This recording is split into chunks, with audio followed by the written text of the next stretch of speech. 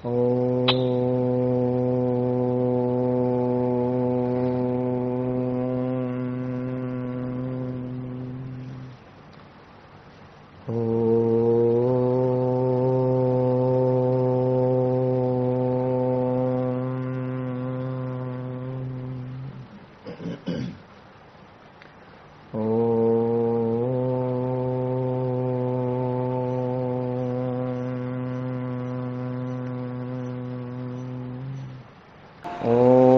असतो मा सद्गमय तमसो मा ज्योतिर्गमय मृत्योर्मामृतं गमय। ओम शांति शांति शांति। योग दर्शन की कक्षा में आप सभी का स्वागत है। 16 सूत्रों पर अपनी चर्चा हो गई थी। फिर से जो चर्चा कर रहे थे अपन, 16 सूत्रों तक अपनी चर्चा पूरी हुई है। उसमें जो मुख्य बात समझने की है, जो मुख्य 4 सूत्र हैं महाराज जी, जो 4 सूत्र हैं, योगश्चित्तवृत्ति अथ योगानुशासनम, योगश्चित्तवृत्ति निरोधा तथा दृष्टु स्वरूप व्यवस्थानम वृत्ति सारूप्यम इतरत्र। अब इन 4 सूत्रों में भी केवल एक सूत्र को पकड़े हम, अथ योगानुशासनम। अथ योगानुशासनम, इस सूत्र को हमने पकड़ा और योग शब्द की जगह योगश्चित्तवृत्ति निरोधा सूत्र आ गया। योगश्चित्तवृत्ति निरोधा वो अथ योगानुशासनम के योग शब्द के स्थान पर आया। और फिर जो है तदा दृष्टु स्वरूप अवस्थानम और वृत्ति सारूप्यम इतरत्र, ये उसी चीज को समझाने के लिए है। चित्तवृत्ति निरोधा कोई कि चित्तवृत्ति निरोध होगा तो तदा दृष्टु स्वरूप अवस्थानम, स्वरूप अवस्थान होगा, और यदि चित्तवृत्ति निरोध नहीं हुआ तो वृत्ति सारूप होगा। वो उसी चीज को समझाने के लिए हो गया। और फिर योग शब्द के स्थान पर योगश चित्तवृत्ति निरोधा आया तो उसी में वृत्ति क्या क्या है वो वृत्ति बताई। फिर वृत्ति का निरोध किस प्रकार से है तो अभ्यास वैराग्य अभ्याम तम निरोधा, अभ्यास और वैराग्य के द्वारा बताया निरोध। फिर वैराग्य 2 प्रकार का बताया। वैराग्य जो है एक अपर वैराग्य और पर वैराग्य। तो अपर वैराग्य और पर वैराग्य 2 प्रकार का बताया, इसलिए योग को भी 2 प्रकार का बताना पड़ा। योग में एक तो सर्ववृत्ति निरोध है, एक केवल एक वृत्ति को छोड़ करके बाकी सब वृत्तियों का निरोध है। मतलब एक सर्वथा निरोध और एक एकाग्र अवस्था, इन 2 प्रकार की अवस्थाओं को योग शब्द से यहाँ पर कहा गया है। उसी को अपन संप्रज्ञात और असंप्रज्ञात समाधि कहते हैं। और जो है तो संप्रज्ञात और असंप्रज्ञात जो समापत्ति है, जो योग है, वो 2 प्रकार का है, क्योंकि वैराग्य जो है वो 2 प्रकार का है, अपर वैराग्य और पर वैराग्य। तो अपर वैराग्य और पर वैराग्य के द्वारा 2 प्रकार के योग को वो सिद्ध किया जाता है। तो अभ्यास वैराग्याभ्याम तम निरोधा जो कहा गया, तो अभ्यास वैराग्याभ्याम में वैराग्य 2 प्रकार का है। तो अगले जो 2 सूत्र हैं वो वैराग्य 2 प्रकार का होने के कारण से योग का जो स्वरूप है वो भी 2 प्रकार का बनता है। उस पर चर्चा करने वाले 2 सूत्र हैं। तो वितर्क विचार आनंद अस्मिता रूपानुगमा संप्रज्ञाता और ना जो है विराम प्रत्याभ्यास पूर्व संस्कार शेषो अन्य, ये 2 सूत्र जो है महाराज जी, ये योग के स्वरूप के ऊपर चर्चा करने वाले हैं। मतलब योग के 2 भेद कर दिए हैं। और ये बात शुरू में वहां पर भी कही है। योगश चित्तवृत्ति निरोधा में भी मैंने बताया था कि वहां पर सर्व शब्द नहीं पड़ा है। सर्व शब्द न पढ़ने के कारण से योग 2 प्रकार का यहाँ पर माना जा रहा है। यदि सर्व शब्द पढ़ देते, योग चित्त सर्ववृत्ति निरोध, चित्त की सारी वृत्तियों का निरोध ही योग है, यदि ये पढ़ देते तो है ना, संप्रज्ञात समाधि जो है वो योग के अंतर्गत नहीं आती, केवल असंप्रज्ञात समाधि ही आती। लेकिन यहाँ पर संप्रज्ञात समाधि को भी योग के अंतर्गत लिया है, क्योंकि सर्व शब्द नहीं पढ़ा है। क्योंकि यहाँ पर वृत्ति तो चल रही है लेकिन एकाग्र वृत्ति है। एकाग्र अवस्था, चित्त की जो भूमि है वो एकाग्र अवस्था है, और जिस विषय को चित्त उठाना चाह रहा है वो ही वृत्ति उठ रही है, बाकी और कोई वृत्ति नहीं उठ रही है। आलम्बन आने पर भी वृत्ति बदलती नहीं है, वो संप्रज्ञात समाधि है, वो एकाग्र अवस्था है। और वृत्ति का निरोध हो जाए। हाँ जी, ओम जी महाराज जी। जैसे वो अपना अर्थ किया जाता है, स्वामी जी ने किया है कि योग का मतलब चित्त को बुराइयों से हटा करके, है ना, और अच्छाइयों पे लगाना मन को, जी जी। तो वो अर्थ भी उस प्रकार से निकल सकता है। जब सर्ववृत्ति निरोध नहीं है, तो जब एक वृत्ति है तो एक अच्छी वृत्ति हो जी। तो ये महाराज जी, ये जो अर्थ निकलता है ये संप्रज्ञात समाधि में निकलता है। संप्रज्ञात समाधि में चित्त जो है ना कोई आलम्बन का सहारा लेता है। संप्रज्ञात समाधि सालंबन समाधि है। असंप्रज्ञात समाधि निरालंबन समाधि है। ये बात इन दोनों सूत्रों में स्पष्ट करेंगे। जो जी आलंबन का सहारा लेकर के जो समाधि है वो संप्रज्ञात समाधि है। अपना विषय पहले भी आया था कि ग्रहिता, ग्रहण और ग्राह्य, इन तीनों का है ना जो है ना सहारा लेकर के जो समापत्ति लग रही है वो संप्रज्ञात समापत्ति है ना। मणे ग्रहित्री ग्रहण ग्राह्येषु तस्थ तदंजनता समापत्ति ही, ये संप्रज्ञात समापत्ति है। तो उसमें ग्रहिता, ग्रहण और ग्राही का आलंबन है, और जो असंप्रज्ञात समाधि है वो निरालंबन समाधि है। वैसे वास्तव में योग शब्द का तात्विक अर्थ तो असंप्रज्ञात समाधि ही है। संप्रज्ञात समाधि जो है अभ्युपगम सिद्धांत से ली गई है, क्योंकि संप्रज्ञात समाधि भी बहुत उच्च अवस्था है, तो इसलिए जो है ना संप्रज्ञात समाधि को भी ले लिया गया है। लेकिन असंप्रज्ञात समाधि ही मुख्य रूप से है। लेकिन संप्रज्ञात समाधि में भी महाराज जी वृत्ति निरोध तो करने की बात है कि वृत्तियों को हटाना है। तो जो वृत्तियां हट रही हैं और फिर जो है ना एक वृत्ति केवल रह गई है, वो एक वृत्ति रह गई है, वो चाहे वो वृत्ति स्थूल भूत वाली हो, सूक्ष्म भूत वाली हो, या इंद्रियों वाली हो, या अहंकार या चित्त को लेकर के हो, ईश्वर तत्व को लेकर के हो, वो है ना जो है ना वृत्ति जो है मतलब एक ही वृत्ति रहेगी और एकाग्र वृत्ति रहेगी। आलम्बन के कारण से उस वृत्ति में भटकाव नहीं आएगा, तो वो संप्रज्ञात समाधि है। और उस संप्रज्ञात समाधि का अब स्वरूप थोड़ा सा बता रहे हैं, क्योंकि अब वैराग्य दो प्रकार का बताया है, तो संप्रज्ञात समाधि भी दो प्रकार की बताएंगे। तो योग शब्द जो है यहाँ पर ध्यान देने वाली बात है। योग शब्द का अर्थ लिया था समाधि, और समाधि का मतलब है संप्रज्ञात और असंप्रज्ञात। तो संप्रज्ञात में जहाँ पर बोध रहता है, जहाँ पर सत्वगुण प्रकृष्ट रूप में रहता है, और जहाँ सत्वगुण का जो धर्म है वो बोध है, तो बोध जहाँ पर है वो संप्रज्ञात समाधि है। और उस बोध में सारे पदार्थ, जितने भी पदार्थ हैं, उन सबका बोध होता है, और वो परम प्रत्यक्ष होता है। ऐसा नहीं है, प्रत्यक्ष से भी श्रेष्ठ बोध होता है, तो वो ना संप्रज्ञात समाधि है। और असंप्रज्ञात समाधि में तो सबका निरोध हो जाता है, हर प्रकार से कोई भी वृत्ति नहीं रहती है। तो अब जो है संप्रज्ञात समाधि के बारे में बता रहे हैं। अथ उपाय द्वयेन निरुद्ध चित्त वृत्ते कथम उच्यते संप्रज्ञाता समाधि इति। दो उपायों के द्वारा, अभ्यास और वैराग्य, तो अभ्यास और वैराग्य दो उपाय बताए, तो निरुद्ध चित्त वृत्ते है, उस दो उपायों से चित्त वृत्तियां निरुद्ध कर दी गई हैं। तो कथम उच्यते है संप्रज्ञाता समाधि, तो वो जो संप्रज्ञात समाधि होती है वो किस प्रकार की होती है ना। संप्रज्ञात समाधि कथम है ना किस प्रकार की है, तो उच्यते इति कहा जाता है। वितर्क विचार आनंद अस्मिता रूपानुगमात संप्रज्ञाता। वितर्क, विचार, आनंद और अस्मिता रूप अनुगम होने से ये संप्रज्ञात समाधि का भेद, चार प्रकार का भेद है। तो वितर्क, विचार, आनंद और अस्मिता रूप। तो वितर्क, विचार, आनंद, अस्मिता रूप जो है, इसकी व्याख्या क्योंकि विषय के आधार पर जैसा जैसा आलम्बन होगा, आलम्बन के आधार पर वितर्क, विचार, आनंद और अस्मिता रूप है ना इसके भेद होंगे।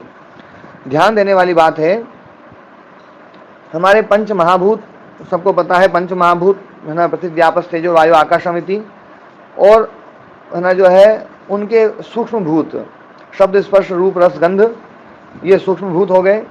उससे भी सूक्ष्म जो है वो अपने इंद्रियां हैं, जो 11 इंद्रियां, और उससे भी सूक्ष्म हो गया अहंकार, और उससे भी सूक्ष्म हो गया चित्त, महतत्व, बुद्धि तत्व जो है। तो चित्त जो है ना, तो ये सब मिलकर के 21 तत्व हो गए। तो ये 21 तत्व जो है, इन 21 तत्वों का बोध जो है इसमें होता है। पर इन 21 तत्वों में से यदि पूरे के पूरे 21 तत्वों का बोध हो रहा है, ध्यान देना, पूरे के पूरे 21 तत्वों का बोध हो रहा है, तो उसमें स्थूल भूतों का भी बोध हो रहा है, तो वो होगी वितर्क। और जब स्थूल भूत हट जाएं, सूक्ष्म भूत से लेकर के चित्त तक का बोध जिसमें होता है, तो वो हो गया विचार। और सूक्ष्म भूत भी हट जाएं, 11 इंद्रियों सहित जो है सबका बोध होता है, तो वो है आनंद। और इंद्रियां भी हट जाएं, केवल चित्त रह जाए, तो वो हो गया अस्मिता रूप। तो ये जो प्रक्रिया बताई है, तो इसमें जो 23 तत्वों का बोध होता है, उसमें जब स्थूल भूत का बोध है तो वो है वितर्क। तो अब इसमें इसको व्यास भाष्य को हम पढ़ते हैं। वितर्कश्चित्तस्य आलम्बने स्थूल आभोगः। स्थूल आभोगा, स्थूल भूतों का जो है ना आकंठ भोग, उसका तदाकार, उसका साक्षात्कार। आभोग जो है ना आकंठ भोग भी है। आभोग का मतलब है उसको बहुत अच्छी प्रकार से समझना, तदाकार होना, साक्षात्कार होना, क्योंकि चित्त उस समय उस रूप में रहता है। ये जो है ना तदाकार समापत्ति होती है। योग दर्शन में कहा भी गया है, मणे गृहित्री ग्रहण ग्राह्येषु तत्स्थ तदंजनता समापत्ति, उस प्रकार का रूप वाला हो जाता है, तदाकार समापत्ति होती है। तो तदाकार समापत्ति जो है, स्थूल भोगात्मक जो है समापत्ति जब होती है चित्त की, तो वो वितर्क समापत्ति है, स्थूल आभोगा। सूक्ष्म विचार है, सूक्ष्म जब आभोग होगा, सूक्ष्म तदाकार जब होगा, तो वो है ना विचार। आनंदो ह्लाद, जब ह्लादात्मक होता है, प्रसन्नात्मक होता है, इंद्रियों का इंद्रिय रूप होता है, तो वो आनंद संप्रज्ञात समाधि है। और एकात्मिका संविद अस्मिता, और जब केवल एकात्मिका, केवल एक ही वो रह गया, चित्त रह गया, तो वो जो ना वो संविद, वो ज्ञान जो है वो अस्मिता है। तत्र प्रथम चतुष्टयानुगत समाधि सवितर्क। अब इसमें प्रथम में चतुष्टयानुगत, चारों चीजें हैं इसमें, वितर्क भी है, विचार भी है, आनंद भी, अस्मिता भी है, लेकिन वितर्क पर ज्यादा जोर है, तो वो समाधि जो है वो सवितर्क है। द्वितीय वितर्क विकलः सविचार, दूसरे में वितर्क हट जाएगा, वितर्क चला जाएगा, तो वो सविचार समापत्ति है। तीसरे में विचार विकलः सानंद, विचार भी चला गया तो केवल सानंद समापत्ति रह गई। चतुर्थ तद विकलः, तद विकल मतलब आनंद विकल जो हो गया, तो अस्मिता मात्रा थी। सर्वे एते सालंबना समाधयः, ये सारी की सारी समाधि जो है वो सालंबन है, ये चारों समाधि सालंबन समाधि है। तो समाधि के दो भेद किए, और उन दो भेद में जो एक भेद लिया संप्रज्ञात समाधि, उसके भी चार भेद कर दिए, और इन चार भेदों में भी इसके दो दो भेद है ना, जो है वितर्क और विचार के दो दो भेद और करेंगे, एक सवितर्क, एक निर्वितर्क, एक सविचार, एक निर्विचार। जहाँ पर शब्दात्मक ज्ञान होगा वो सवितर्क और सविचार होगा, जहाँ शब्दात्मक ज्ञान नहीं होगा, केवल अर्थात्मक, अर्थ ही अर्थ रह जाएगा, स्वरूप शून्य अर्थ मात्र निर्भाषा, स्मृति परिशुद्ध हो, स्मृति परिशुद्ध होगी तो स्वरूप शून्य होगा, अर्थ मात्र होगा, केवल अर्थ मात्र का बोध होगा, तो वो जो है वो निर्वितर्क और निर्विचार समापत्ति होगी। तो ये सालंबन समापत्ति है और ये संप्रज्ञात समाधि है। ध्यान देने वाली बात है, संप्रज्ञात समाधि में यहाँ पर वितर्क, विचार, आनंद और अस्मिता। तो वितर्क जो है पंच महाभूतों के कारण से वितर्क है ना, सूक्ष्म भूतों के कारण से विचार, इंद्रियों के कारण से आनंद, और चित्त के कारण से अस्मिता रूप। तो ये चार प्रकार की समापत्ति हो गई है। तो आनंद भी समाधि का एक प्रकार है, आनंद समापत्ति, आनंद संप्रज्ञात समाधि। तो ये समाधि का एक वो है, और ये इंद्रिय विषयगत है, इंद्रियों का जहाँ साक्षात्कार होता है उसमें जो है ये समाधि लगती है, और ये समाधि आनंद समाधि है। इसमें इंद्रियों के कारण से जो है ये आनंद की अनुभूति हो रही है। आनंद का जो यहाँ पर जो संज्ञा दी है वो इंद्रियों के कारण से संज्ञा दी है। और आनंद से ऊपर है अस्मिता रूप, है ना, जो है वहाँ पर केवल चित्त का है, केवल मैं हूँ, केवल इतना ही बोध रहेगा, बाकी सब समाप्त हो जाएगा, मैं हूँ। और ये मैं हूँ ये भी वास्तव में है तो अविद्या, लेकिन ये क्लिष्ट नहीं है, अक्लिष्ट है ये, इसको इसलिए इसको अक्लिष्ट विपर्यय कहा जाता है। मैं हूँ, केवल अस्मिता मात्र का बोध जो है, फिर वो भी समाप्त हो जाएगा, जो अस्मिता बोध है वो भी समाप्त हो जाएगा असंप्रज्ञात समाधि में। तो संप्रज्ञात समाधि का ये स्वरूप बताया, और असंप्रज्ञात समाधि के स्वरूप के बारे में अगला सूत्र महर्षि पतंजलि ऋषि बोल रहे हैं। अथ असंप्रज्ञात समाधि किम उपाय किम स्वभाव वा इति। असंप्रज्ञात समाधि का उपाय क्या है, किस ना क्या स्वभाव वाला है, ये है ना बता रहे हैं। तो उसके लिए बोल रहे हैं विराम प्रत्याभ्यास पूर्व संस्कार शेषो अन्य। विराम प्रत्याभ्यास पूर्व, विराम कहते हैं चित्तवृत्ति निरोध को, कि चित्तवृत्ति निरोध है ना जो है, और प्रत्यय है कारण। तो जो सर्ववृत्ति निरोध है, विराम मतलब सर्ववृत्ति निरोध, प्रत्यय मतलब कारण।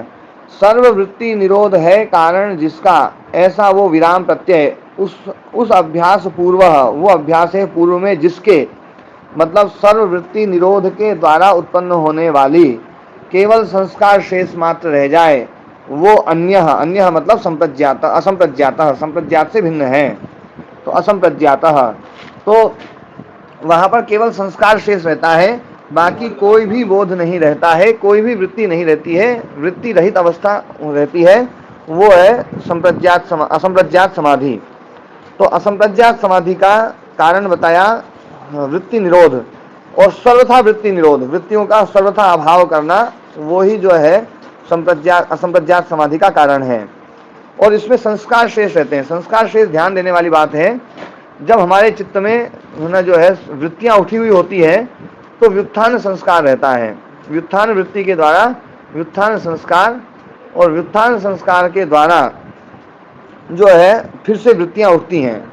लेकिन जैसे ही हम संप्रज्ञात समाधि की ओर बढ़ते हैं तो संप्रज्ञात समाधि का अपना एक संस्कार है, वो संस्कार जो है व्युत्थान संस्कारों को समाप्त करता है।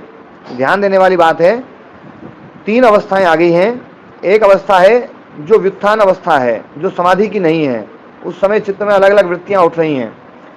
और दूसरी अवस्था हो गई संप्रज्ञात समाधि वाली अवस्था। तो संप्रज्ञात समाधि वाली जो अवस्था है उसमें जो है चित्त में मतलब केवल जो है संप्रज्ञात समाधि का ही वृत्ति रहेगी, बाकी और सारी वृत्तियां चली जाएंगी। तो उस वृत्ति के कारण से जो संस्कार पैदा होगा, वो संस्कार उन संस्कारों को, व्युत्थान संस्कारों को रोकता है ना। और व्युत्थान संस्कार जो है, व्युत्थान अवस्था वाले जो संस्कार हैं, उन संस्कारों को संप्रज्ञात समाधि के संस्कार नष्ट कर देते हैं। फिर केवल संप्रज्ञात समाधि के संस्कार रहते हैं। उसके बाद में जब असंप्रज्ञात समाधि उत्पन्न होती है तो असंप्रज्ञात समाधि संप्रज्ञात समाधि को भी समाप्त करती है, और संप्रज्ञात समाधि के जो संस्कार हैं उन संस्कारों को भी समाप्त करती है। और संप्रज्ञात समाधि के संस्कार समाप्त हो गए और असंप्रज्ञात समाधि के केवल संस्कार मात्र रह गए, वो ही संस्कार शेष रह गया है। ये संस्कार शेष है। तो संस्कार शेष जो शब्द कहा गया है, ये असंप्रज्ञात समाधि के ही संस्कार मात्र रहते हैं, बाकी और कोई संस्कार नहीं रहते हैं। और ये संस्कार हमें कैवल्य की ओर बढ़ाने वाले होते हैं। संप्रज्ञात समाधि के संस्कार भी है ना दूसरी वृत्तियों को पैदा नहीं करते हैं। ध्यान देना, संप्रज्ञात समाधि के संस्कार दूसरे सभी संस्कारों को नष्ट करते हैं। फिर असंप्रज्ञात समाधि के संस्कार संप्रज्ञात समाधि के संस्कारों को नष्ट करते हैं और कैवल्य की ओर बढ़ाते हैं। संप्रज्ञात समाधि के संस्कार जो है सामान्य जो संस्कार हैं उनको नष्ट करते हैं और असंप्रज्ञात समाधि की ओर बढ़ाते हैं। और असंप्रज्ञात समाधि के संस्कार संप्रज्ञात समाधि के संस्कारों को नष्ट करते हैं और कैवल्य की ओर बढ़ाते हैं। बात बिल्कुल स्पष्ट होगी? सुमंत जी, आप दोहराएंगे इनको?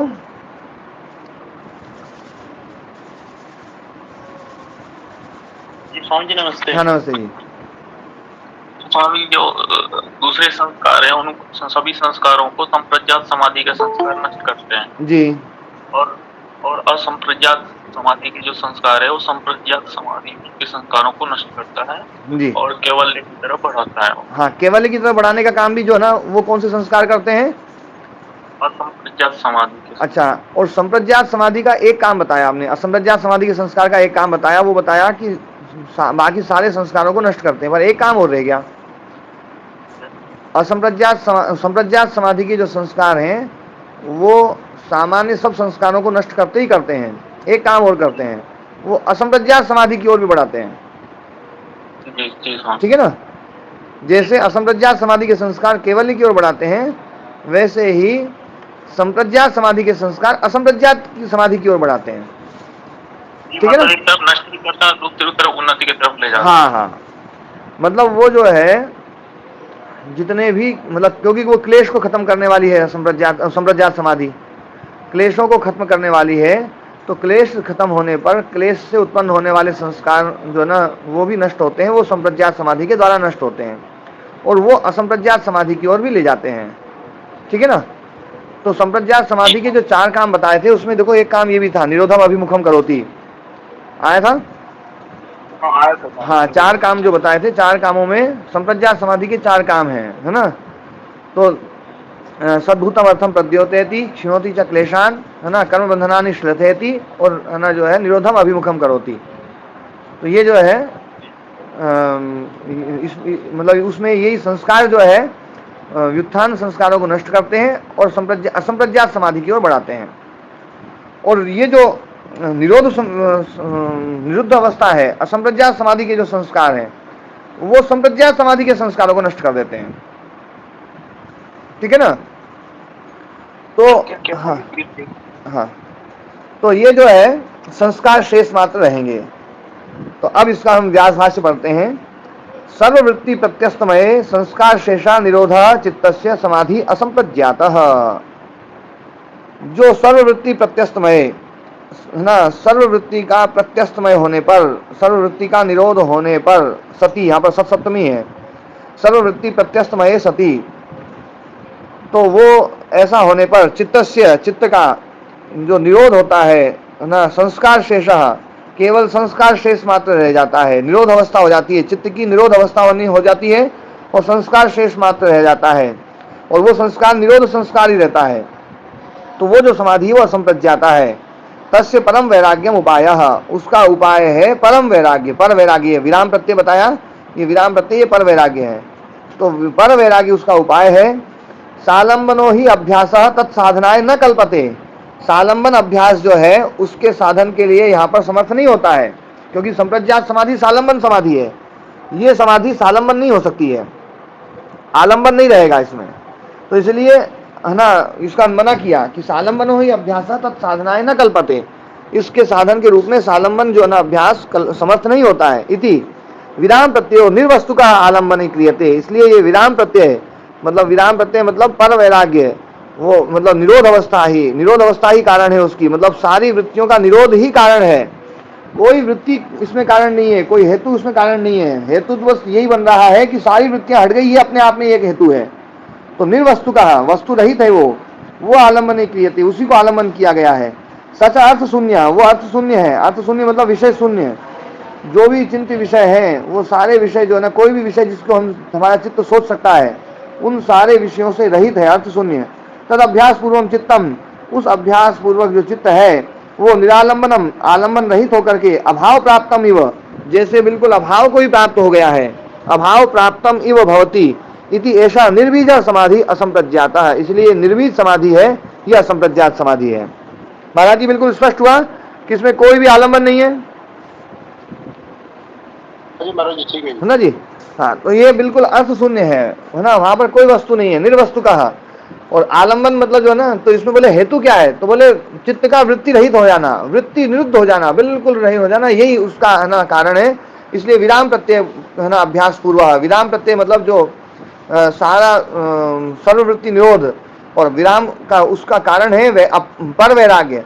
तो विराम प्रत्यय मतलब पर वैराग्य के द्वारा, उस पर वैराग्य के अभ्यास पूर्व, अभ्यास के द्वारा साध्य जो है ये संस्कार शेष, ये संस्कार मात्र शेष रहते हैं। वो अन्य, अन्य मतलब असंप्रज्ञाता समाधि, तो यह असंप्रज्ञात समाधि। तो योग शब्द की जो ना, देखो योगश्चित्त वृत्ति निरोध, ये सूत्र जो है वो अथ योगानुशासन पर जाकर के फिट हो गया। और अब उसमें वृत्ति शब्द के स्थान पर 7 सूत्र आ गए, निरोध स्थान पर 5 सूत्र आ गए, और योगा के स्थान पर ये 2 सूत्र आ गए कि योग भी 2 प्रकार का हो गया, संप्रज्ञात और असंप्रज्ञात। ठीक है महाराज जी। क्या है महाराज जी, पहली बार में तो जो ये जो विषय है इनमें शास्त्रार्थ ज्यादा होता है, क्योंकि इन विषयों को हम ना मानते नहीं है। अब क्या है, उन चीजों को मानना शुरू कर दिया है, तो अब समझ में आएगी चीज कि अच्छा चलो अब ये ऐसी है, तो अब इससे समझा जाए। देखो जो मैं समझा रहा हूँ, जो मैं समझा रहा हूँ उस समय आप लोग बिल्कुल एकदम स्पष्ट वो हो जाते हो। फिर जब वो चीज जो समझाना ना, यदि वो भूल जाते हो तो फिर दूसरे के प्रभाव में आ जाते हो। तो इसलिए जो है ना, जो ये चीज है ये पक्की हो जाएगी ना, ये पाठ पक्का हो जाएगा, फिर पलटी नहीं मार सकते। और महाराज जी राम कुमार जी बहुत सारे विषय ऐसे हैं जिनमें बिल्कुल एकदम दृढ़ हो चुके हैं कि भैया ये तो बिल्कुल पक्का है मामला, है ना। नहीं वो तो क्या बहुत समझदार है प्रधान जी, स्वाध्याय जी ने, पर कभी कभी डगमगा जाते हैं भयंकर तरीके से। तो महाराज जी देखो क्या है, डगमगा करके भी जो है ना, मतलब जो होता है जैसे खूंटा गाड़ा जाता है ना महाराज जी, तो हमारे तो ये कहा जाता है ना कि जो है खूंटे को थोड़ा सा हिलाओ, तो हिलाने से क्या है थोड़ी जगह बनती है, फिर जगह बनती है फिर उसमें मिट्टी डाल दो, है ना, थोड़ा सा बूढ़ा डाल दो, रेत डाल दो, या मतलब जो है ना, तो फिर वो पक्का हो जाता है ना। तो ऐसे जो है मतलब खूंटे को हिला हिला करके मजबूत किया जाता है महाराज जी। तो अब योग का स्वरूप 2 बता दिया, मतलब योगश्चित्त वृत्ति निरोधा में देखो सारी चीजें आई हैं। चित्त के स्वरूप के बारे में बीच बीच में चर्चा कर रहे हैं व्यास मुनि जी, वृत्ति के बारे में चर्चा है ना पतंजलि ऋषि ने स्वयं करी, और वृत्ति के द्वारा चित्त को समझाने का प्रयास किया। कि वृत्ति है ना जो है, पहले चित्त की 5 अवस्थाएं बता दी, फिर चित्त की जो है ना 5 जो है ज्ञानात्मक व्यापार वृत्तियां बताई, उन वृत्तियों के द्वारा भी चित्त को समझा जा सकता है। फिर उसमें भी बताया हुआ है कि क्लिष्ट वृत्ति और अक्लिष्ट वृत्ति, और फिर उसमें यह भी बता दिया कि सुख दुख और मोहात्मक, तो सुख रूप भी मोह, दुख रूप भी और मोह रूप भी ये वृत्तियां हैं, तो वो भी उस चित्त का स्वरूप बता दिया। और ऐसे करते करते चित्त को भी समझाया, फिर वृत्ति को समझाया, फिर उसका जो निरोध है वो अभ्यास वैराग्याभ्याम तन निरोध है, उन 4 सूत्रों से उसका 5 सूत्रों से उसका निरोध किस प्रकार से होगा वो भी बताया। और उसके बाद में फिर योग शब्द पर आ गए। योग भी 2 प्रकार का, संप्रज्ञात और असंप्रज्ञात। फिर असंप्रज्ञात समाधि को भी 2 प्रकार का बता रहे हैं कि असंप्रज्ञात समाधि भी 2 प्रकार की है। देखो ध्यान देने वाली बात है, संप्रज्ञात समाधि के जैसे 6 भेद बताए, 4 भेद तो बताए, वितर्क विचार आनंद अस्मिता रूप, और वितर्क भी 2 प्रकार की और विचार भी 2 प्रकार का, इस प्रकार से 6 रूप हो गए। तो 6 भेद तो संप्रज्ञात समाधि के बताए। असंप्रज्ञात समाधि के भी 2 भेद बताएंगे कि असंप्रज्ञात समाधि जो है वो एक तो भव प्रत्यय है और एक उपाय प्रत्यय है। भव प्रत्यय मतलब जन्म से ही वो असंप्रज्ञात अवस्था सिद्ध हो जाती है, और वो जन्म समाप्त हुआ तो वो अवस्था चली जाती है। और एक है उपाय प्रत्यय, जो उपायों के द्वारा सिद्ध होती है। तो जो उपायों के द्वारा सिद्ध होती है वो योगियों की होती है, और जो जन्म से होती है वो एक अलग योनि है, वो जो चीज है। अब अगले 2 सूत्र जो है वो उन्हीं चीजों को लेकर के आ रहे हैं। मतलब योग के 2 भेद बताए हैं, संप्रज्ञात असंप्रज्ञात। फिर संप्रज्ञात के 6 भेद बता दिए, और असंप्रज्ञात के 2 भेद बता रहे हैं, उपाय प्रत्यय और भव प्रत्यय। जो उपायों से सिद्ध होने वाली हो, या फिर भव, भव मतलब जन्म से सिद्ध होने वाली हो, उनमें जन्म से ही सिद्ध होता है। जैसे किसी व्यक्ति को कोई हुनर सिखाया जाता है, तो हुनर सिखाया जाता है तो क्या सिखाया जाता है, गड्ढा खोदने का हुनर सिखाया गया, तो वो हुनर सिखाने पर उसको आया। लेकिन जो चूहा है वो जन्म से उस हुनर को सीखा हुआ होता है, और जब तक वो जिंदा रहेगा जब तक वो गड्ढा खोदने का हुनर, बिल खोदने का हुनर उसको है। इसी प्रकार से कुत्ते को भौंकने का हुनर है, कुत्ते को सूंघने का हुनर है, वो जन्म से है, जन्म से ही उसको ये चीज सिद्ध है। तो ऐसे ही असंप्रज्ञात समाधि भी कुछ योनियों में जन्म से है, और वो पिछले जन्मों का कर्म है, और जब तक वो कर्म रहेंगे तब तक वो असंप्रज्ञात अवस्था में रहेगा, और जैसे ही वो कर्म का फल पूरा मिला वापस वो फिर से उसमें चला जाएगा। ये जो है ये है भाव प्रत्यय। कई बार इन्हीं चीज़ों को है ना इस अवस्था को लेकर के ही हम है ना जो है ये कल्पना करने लग जाते हैं कि मुक्ति से पुनरावृत्ति हो गई, फल समाप्त हो गया, कर्म का फल समाप्त हो गया, तो जो है मुक्ति से पुनरावृत्ति हो गई। इस सूत्र को यदि आप ध्यान से पढ़ेंगे तो आपको मुक्ति से पुनरावृत्ति वाला जो है ना जो प्रक्रिया है वो सारे के सारे हेतु इसमें दिए गए हैं। वो किस प्रकार से होती है, उसमें भोग भी है, उसमें चित्त भी है, उसमें वो है ना जो है चित्त के द्वारा मतलब जो है ना असंप्रज्ञात का भोग चल रहा है, और वो जैसे ही भोग पूरे हुए वो फिर से पुनरावृत्ति हो जाएगी, वो सारी चीज़ें इसमें दी जाएगी। वो भव प्रत्यो विदेह प्रकृति दयानम है ना। लेकिन जो योगियों के लिए है वो उपाय प्रत्यय है, वो उपाय प्रत्यय वाली जो ना, तो ये जो शास्त्र है ये शास्त्र उपाय प्रत्यय के लिए है। भव प्रत्यय के लिए तो जो है ना, क्योंकि भव प्रत्यय एक प्रकार की सिद्धि है, भव प्रत्यय एक प्रकार की विभूति है, और वो विभूति है ना जो है अल्पकालिक है, कुछ कालखंड तक के लिए है, और उसमें हमारा जो पिछला कर्माशय है वो नष्ट ही होता है। जो हमने असंप्रज्ञात समाधि के लिए जो भी मेहनत करी वो मेहनत का जो फल है वो फल नष्ट मिला, और मेहनत नष्ट, तो वो जो है भव प्रत्यय। अब ये है ना इसको पढ़ते हैं, स खलु अयम द्विविधा, ये असंप्रज्ञात समाधि, सह मतलब सह असंप्रज्ञात समाधि, खलु अयम द्विविधा 2 प्रकार की है, उपाय प्रत्ययो भव प्रत्ययश्च। उपाय प्रत्यय उपाय के द्वारा सिद्ध होने वाली, उपाय है प्रत्यय कारण जिसका, वो उपाय प्रत्यय, और भव है प्रत्यय जिसका, भवः प्रत्यय यस्य स भव प्रत्यय असंप्रज्ञातः समाधि, तो ये भव प्रत्यय है। तो तत्र उपाय प्रत्यय योगी नाम भवती, उपाय प्रत्यय जो है वो योगियों की होती है। उपाय बताए गए हैं, श्रद्धा वीर स्मृति समाधि प्रज्ञा है ना, उपाया है ना, पूर्व है ना, यस्य असंप्रज्ञात समाधे या योगी नाम है ना, योगी ना, तो वो उपाय प्रत्यय है। तो उपाय प्रत्यय मतलब श्रद्धा वीर स्मृति समाधि बताए तो वो योगियों की होती है। और भव प्रत्यय विदेह प्रकृति लया नाम। अब ये सूत्र आ गया कि भव प्रत्यय जो है वो असंप्रज्ञात समाधि विदेह प्रकृति लयानाम, विदेह प्रकृति लयों की होती है।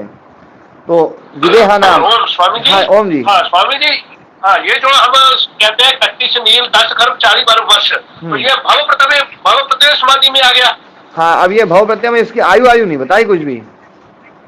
अच्छा, वो आयु का जो है ना, वो ये- निर्धारण दूसरी जगह होता है ना, उसमें हाँ। जितना कर्म है उसके हिसाब से। देखो मैं इसमें थोड़ा सा इसमें एक तर्क देता हूं। जैसे मनुष्य की आयु 100 वर्ष की है सामान्यतः, है ना। ठीक है। शतायुरुक्तः पुरुषः सर्व वेदेषु वै यदा, सभी वेदों में जो है ना मनुष्य की आयु 100 साल की बताई गई है। लेकिन कोई ज्यादा भी रह जाता है, कोई कम भी रह जाता है। ठीक है। रहता है या नहीं रहता है? ठीक, जी जी बिल्कुल ठीक है। ऐसे ये जो भाव प्रत्यय समाधि है, इसमें कोई थोड़ा ज्यादा भी रह सकता होगा और कोई थोड़ा कम भी रह सकता होगा, है ना। हाँ, इसको बिल्कुल फिक्स कर देना थोड़ा सा गड़बड़ है। मैं थोड़ा सा क्या है, मतलब लकीर का फकीर थोड़ा सा नहीं बनता हूँ। हाँ, लेकिन लकीर का फकीर नहीं बनने का मतलब ये नहीं है कि मैं लकीर का विरोधी हूँ। जैसे मतलब मैं ये जरूर कहूंगा कि हर मनुष्य की आयु 100 वर्ष की नहीं होती है, लेकिन जो शास्त्र कहता है 100 वर्ष की आयु, वो बिल्कुल सही कहता है शास्त्र। 100 वर्ष की आयु हो सकती है। हाँ, इसमें सुखा दो महाराज जी, ये रस्सी इसमें सुखा दीजिए। हाँ। और जल्दी सूख जाएगा, पंखा भी 2 तरफ चल रहा है, एक तरफ से चला देंगे। हाँ, पूरा फैला दीजिए बोले जी। तो ये जो है ना, मतलब 100 वर्ष आयु है, ये शास्त्र भी बिल्कुल सही कह रहा है। और 100 वर्ष आयु सबकी नहीं होती है, ये बात भी बिल्कुल सही है। इसको कोई नकार नहीं सकता क्योंकि दिखाई दे रहा है। पर अपने जैसे लोग यदि है ना, मतलब मनुष्य जन्म को जिसने देखा नहीं हुआ होता, और है ना जो है मान लीजिए कोई ऋषि लिख गए होते या वेद में लिखा हुआ है 100 साल आयु, और फिर मनुष्य के ऊपर चर्चा होती कि मनुष्य योनि में, अरे बोले मनुष्य योनि बिल्कुल 100 साल की है क्योंकि वेद कह रहे हैं। इस पे हम लड़ते बिल्कुल पक्का है। मेरे जैसा आदमी कहता कि नहीं 100 साल बिल्कुल फिक्स नहीं होगी, तो है ना, कई लोग ऐसे होते बोले नहीं ये तो वेद विरोधी है। ये मानता ही नहीं है 100 साल की आयु, मनुष्य योनि की आयु 100 साल है बिल्कुल फिक्स, ये ही कहते हैं। लेकिन अब चूंकि अपन मनुष्य योनि में है और देख रहे हैं कि कोई 15 में जा रहा है, कोई 20 में जा रहा है, कोई 30 में जा रहा है, कोई 40 में जा रहा है, कोई 50 में जा रहा है, कोई 60 में जा रहा है, कोई 70 में जा रहा है, तो इसलिए जो है ना, जो शास्त्र कह रहे हैं वो शास्त्र का मतलब है कि ये है ना जो है ना एक सामान्य जो है जो अनुपात लगा करके कि भैया 100 वर्ष की आयु जो है ना, एक सामान्य आयु आराम से व्यक्ति जी सकता है उसमें। ठीक है ना? हाँ ओम जी। जी महाराज जी। जैसे वो सूत्र आता है तत्र निरतिशम सर्वज्ञ बीजम, हाँ तो परमात्मा पूर्ण है जी। तो परमात्मा ने जो वेद में लिखा वो पूर्ण है, वो है ना। तो जैसे मनुष्य की आयु है 100 साल, अब तो ये तो घटता चला जा रहा है, तो परमात्मा को ये 100 साल नहीं लिखनी चाहिए, उसको तो पता होगा आगे जाकर के भैया ये और कम हो जाएगी। नहीं महाराज जी, आज भी 100 साल जी जाते हैं लोग। अरे वो तो महाराज जी बहुत कम, कहाँ 100 साल जी पा रहे हैं। अपन तो जिएंगे होता है। अपन तो देखो, मैं एक उदाहरण देता हूँ महाराज जी, मतलब बिल्कुल हकीकत बात बता रहा हूँ मैं। दक्षिण भारत के एक विद्वान थे, नाम भूल रहा हूँ उनका, वो है ना जो है, जापान में लोगों की बड़ी आयु होती है। जापान में हो गया, जापान बताते हैं कि उनकी आयु बहुत लंबी है। जी जी। जापान के लोगों की आयु काफी लंबी होती है जी। ओम स्वामी जी। हाँ ओम जी। मेरी जो बुद्धि है वो ये काम करती है कि आयु तो ईश्वर ने 100 साल की निर्धारित की है, लेकिन हम उसके नियम भी तो उन्होंने बनाए हैं कि इसको 100 साल जीने के लिए इन नियमों पर चलना पड़ेगा। अगर हम व्यायाम नहीं करेंगे, खान पान गलत रखेंगे, निद्रा पूरी नहीं करेंगे, इन सब जो नियम ईश्वर के हैं उनका पालन नहीं करेंगे तो 100 साल कैसे जिएंगे। अगर उनका पालन उसके अनुसार चलते रहेंगे तो 100 साल जिएंगे। जी जी। मेरा ये विचार है। जैसे 100 साल अगर निर्धारित है तो वो तो हम अपने खान पान और व्यवहार से कम बढ़ा सकते हैं, जैसे आपने अभी बोला। तो ऐसा ही होना चाहिए मेरे हिसाब से। पर एक बात ये भी है, देखो हम ये मानते हैं जाति आयु भोग, है ना, जाति आयु भोग जो मानते हैं हम, तो ये बिल्कुल पक्का है कि भोग सबको एक जैसा नहीं मिलता है। जी स्वामी, वो नहीं होता, है ना, नहीं हो सकता। जाति सबको एक जैसी नहीं मिलती है। जी बिल्कुल। तो ऐसे ही आयु भी सबको एक जैसी नहीं मिल सकती है। अब वहाँ पे आयु स्वामी जी अगर जाति कुत्ते की आ गई तो कुत्ते की आयु अलग होगी। हाँ, नहीं पर सब कुत्ते को एक जैसी जाति नहीं मिलेगी। 100 साल हो गई। जैसे सब कुत्ते को तो उसकी आयु अलग हो गई। सब कुत्ते को जैसे भोग एक जैसे नहीं है, वैसे ही सब कुत्ते की आयु भी एक जैसी नहीं है। जैसे सब मनुष्य को के ना भोग जो ना एक जैसे नहीं है, वैसे सब मनुष्य की आयु भी एक जैसी नहीं है। हाँ स्वामी जी, जैसे सामान्य मनुष्य है जो एक लेबर या कोई किसी चपरासी के घर में पैदा होता है, तो उस मनुष्य में और एक जो राजीव गांधी में एक वो पप्पू पैदा हो गया, तो उसमें फर्क है ना। उसके पिछले जन्म के कर्म अच्छे थे, वो पप्पू वहां पे जाके पैदा हो गया, कुछ भी नहीं करता लेकिन इतने भोग कर रहा है। तो एक मनुष्य लेबर के घर में पैदा होके भी इतनी मेहनत कर रहा है और तब भी उसको उतना भोग नहीं होता। तो देखो इसमें समझने वाली बात बस ये है कि हमारे पिछले जन्म के कर्म, उन कर्मों के आधार पर हमें आयु मिल जाती है, और फिर इस जन्म के जो कर्म हैं वो कर्म भी उसमें घटाव बढ़ाव कर सकते हैं, है ना। तो स्वामी जी ये बात पक्की हमें समझ बस हाँ, तो वेद जो कह रहे हैं 100 वर्ष की आयु, वो एक सामान्य अनुपात के आधार पर कह रहे हैं, ठीक है ना जी। जी स्वामी जी, जी स्वामी जी, हाँ हाँ स्वामी जी, क्या हम आयु नहीं बढ़ा सकते हैं? हाँ, जैसे घटा सकते हैं वैसे थोड़ी बढ़ा भी सकते हैं, क्योंकि मुझे लग रहा है कि नियमों पर चले तो 100 साल से भी बढ़ सकते हैं आयु। जी जी जी, बढ़ सकते हैं, 100 से अधिक भी जीतते हैं लोग, जीतते हैं 100 से अधिक भी जीतते हैं। अब कोई तूफान मेल के सामने खड़ा होकर के खड़ा हो जाए तो मैं तो 100 साल जीऊंगा, ये थोड़ी हो सकता है। नहीं, मैंने कहा कि उसके लिए इस विषय को अपन बंद करें, इस विषय को अपन बंद करें, आगे बढ़ते हैं। ये बात सब समझ गए हैं, है ना, सभी समझ गए हैं। तो भाव प्रत्यय विदेह प्रकृति लया नाम, विदेह प्रकृति लया नाम। अब यहाँ पर विदेहा नाम जो है बताया है देवा नाम, विदेह जो देव हैं उनके लिए भव प्रत्यय असंप्रज्ञात समाधि है।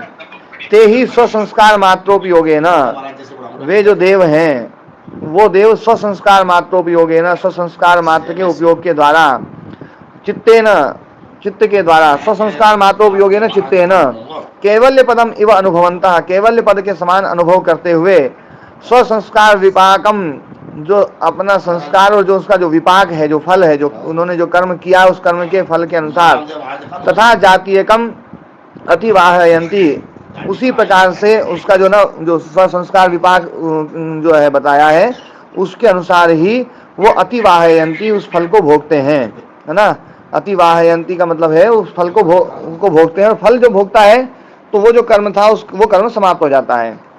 तो है ना जो है जैसे फल भोग से समाप्त होता है, ध्यान रखना, फल जो है वो भोग से समाप्त होता है, इसलिए फल जो है ना भोग के द्वारा अतिक्रांत होता है।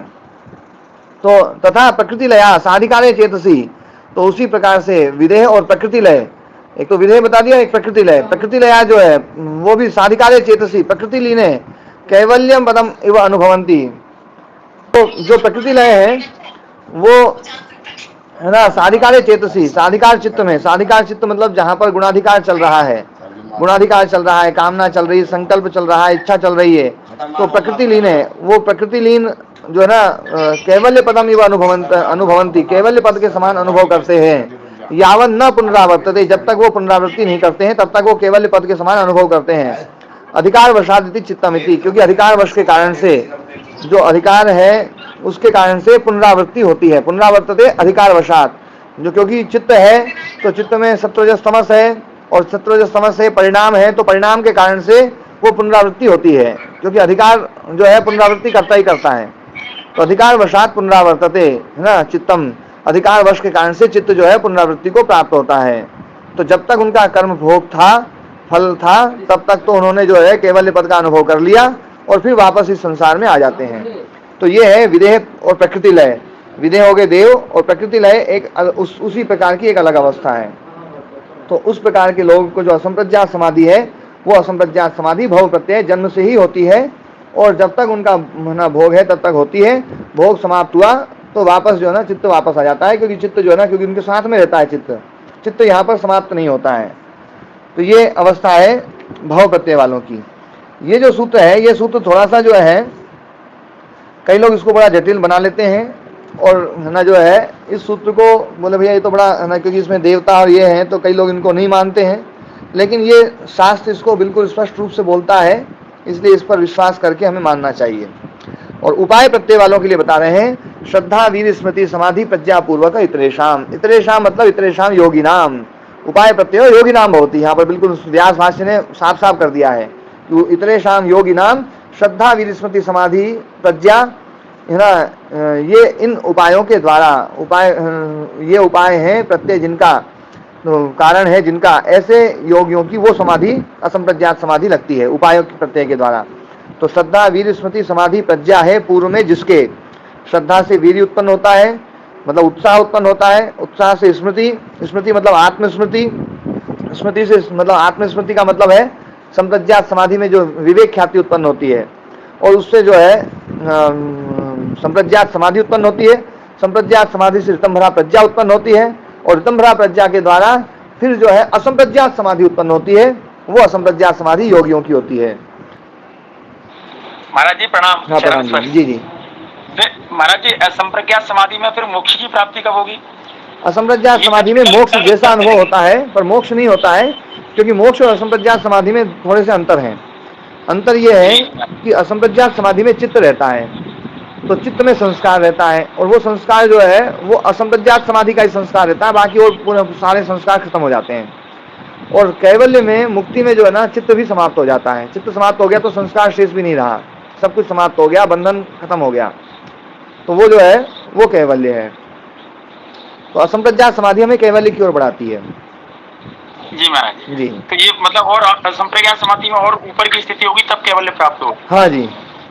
प्रणाम महाराज, चरण स्पर्श। स्वामी जी नमस्ते। छोटा प्रश्न है गुरु जी, छोटा प्रश्न है मेरा जी। जैसे देवता के रूप में आपने बोला है स्वामी जी, ये जैसे हमारे हनुमान जी है, तो ये तो फिर सिद्ध हो गया कि ये देवता होंगे? नहीं, अब ये जो है ना, ये सिद्ध है, पर मैं अभी तो जो ना इस विषय में नहीं पढ़ना चाहता हूँ, क्योंकि यहाँ पर कई इस प्रकार के लोग भी अलग अलग प्रकार से। पर देवता तो देखो, जो है ना, देवता को तो इनको तो देवता मानते ही हैं सभी लोग, मतलब आर्य समाजी लोग भी इनको देवता मानते हैं, ऐसा थोड़ी कि नहीं मानते हैं। अच्छा ठीक है। हाँ, क्यों जी सतीश जी, इनको देवता मानते ही नहीं मानते हैं? राम के, कृष्ण के, हनुमान के सबके चित्र लगवाए हुए हैं जी हमने। हाँ, ठीक है।